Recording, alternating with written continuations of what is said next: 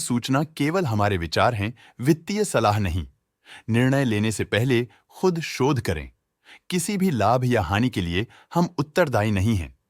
आज हम देख रहे हैं भारत वायर रोप्स लिमिटेड के 2024-25 Q4 की standalone financial performance. Starting with the sales, पिछले क्वार्टर से सेल्स में 6% का इंक्रीज हुआ है, मगर कंपनी ने पिछले साल के मुकाबले 17% का सेल्स इंक्रीज रिपोर्ट किया। Expenses 1.5% quarter on quarter increase हो गए हैं, जो साल भर के 23% के राइज के साथ अलाइन करता है। क्वार्टरली एक्सपेंसेस के कंपैरिजन में सेल्स इंक्रीज होना दिखाता है कंपनी ने अच्छा परफॉर्म किया। हालांकि सालाना कंपनी को चैलेंजेस का सामना किया। ऑपरेटिंग प्रॉफिट, जो पिछले साल के कंपैरिजन में -1% डाउन हुआ है, quarter on quarter around 28% increase हुआ है। Operating profit margin OPM annual basis पे -4% से डिक्रीज हुआ है और पिछले क्वार्टर के कंपैरिजन में 3.5% से इंक्रीज हुआ है। एक्सेप्शनल आइटम्स को ऐड करके अदर इनकम पिछले क्वार्टर के कंपैरिजन में 17% बढ़ गई, बावजूद इसकी ईयरली डिक्लाइन -14.5% हुई है। इंटरेस्ट एक्सपेंसेस पिछले क्वार्टर से 1% अप हुआ, लेकिन ईयर ओवर ईयर डिक्रीज -0% हुआ है।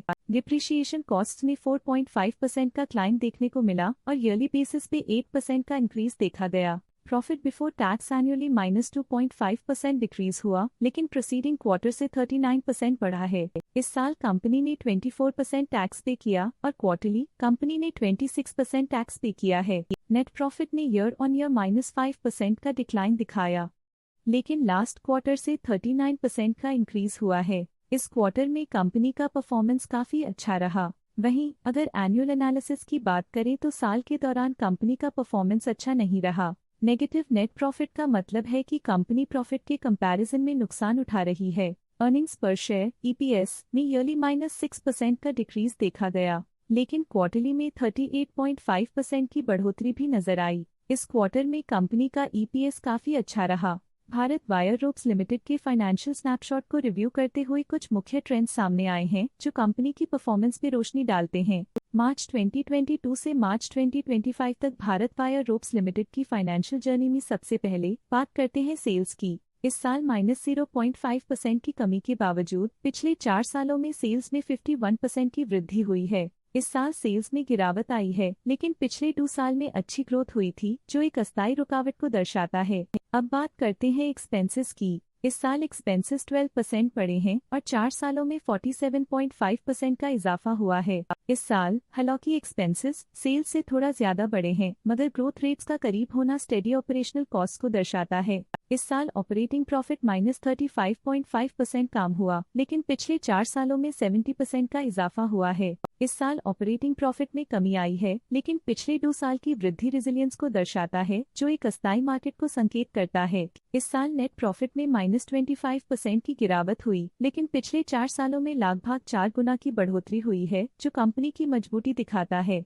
इस साल नेट प्रॉफिट में आई कमी के बावजूद पिछले सालों में हुई पॉजिटिव वृद्धि एक अस्थायी मार्केट एडजस्टमेंट को दर्शाता है। इस साल EPS में -25% की कमी के बावजूद लंबी अवधि में देखा जाए तो लगभग 4 गुना की मजबूत वृद्धि हुई है। इस साल EPS में कमी आने के बावजूद पिछले सालों की ग्रोथ कंपनी की मजबूत ओवरऑल परफॉर्मेंस को अंडरलाइन करती है। चलिए अब बात करते हैं शेयर होल्डिंग पैटर्न की। भारत वायर रोप्स की शेयर होल्डिंग रिपोर्ट्स कुछ इस प्रकार की हैं, जो अननोन 2025 के तक चलता है। ये रिपोर्ट कंपनी के शेयर्स की डिटेल्ड जानकारी देता है, जिसमें promoters, promoter groups, foreign investors, public investors और सरकारी एंटिटीज शामिल हैं। प्रमोटर्स शेयर होल्डिंग 2024 के दिसंबर में 41.24% से इंक्रीज होकर 2025 के में 41.35% तक का इंक्रीज देखा गया है। इस इंक्रीज से साफ होता है कि प्रमोटर्स का कंट्रोल कंपनी पे और मजबूत किया है। पब्लिक द्वारा हेल्ड शेयर्स का परसेंटेज 53.03% से इंक्रीज होकर 2025 के में 53.22% तक का इंक्रीज से देखा गया।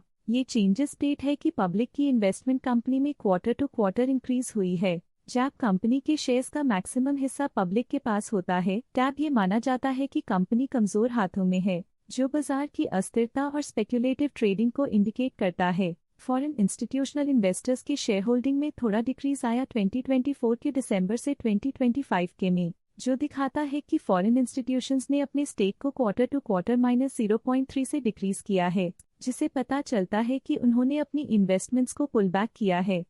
ये था कंपनी का करंट शेयर होल्डिंग पैटर्न। चलिए झांकते हैं इस क्वार्टर की प्रमोटर डील्स पर जो विशेष रूप से सुर्खियों में रही। 26 मार्च 2025 को ज्ञान Shankar investment and trading company private limited ने 10,000 शेयर्स इन्वेस्ट किया 190 रुपीस पर यूनिट के हिसाब से, जिसका टोटल था 19 लाख। 21 मार्च 2025 को ज्ञान शंकर ई ट्रेडिंग LLP ने 11,000 शेयर्स अपने पोर्टफोलियो में शामिल किए 168.4 रुपीस पर यूनिट के हिसाब से, जिसका टोटल था 18.5 लाख। 21 मार्च 2025 को ज्ञान Shankar investment and trading company private limited ने 32,500 शेयर्स खरीदे 170.26 रुपीस पर यूनिट के हिसाब से, जिसका टोटल था 55.3 लाख। 21 मार्च 2025 को ज्ञान Shankar investment and trading company private limited ने 20,000 शेयर्स खरीदे 186.3 रुपीस पर यूनिट के हिसाब से, जिसका टोटल था 37.3 लाख। 21 मार्च 2025 को ज्ञान Shankar investment and trading company private limited ने 52,500 शेयर्स खरीदे 176.37 रुपीस पर यूनिट के हिसाब से, जिसका टोटल था 92.6 लाख। उम्मीद करते हैं कि इस क्वार्टर के प्रमोटर डील्स का ये विश्लेषण आपको पसंद आया होगा और उपयोगी लगा होगा। आज के लिए फाइनेंशियल सेक्टर में इतना ही। देखने के लिए धन्यवाद। स्टॉक लेटेस्ट न्यूज अपडेट के लिए चैनल को सब्सक्राइब करें और वीडियो को लाइक एंड शेयर करें।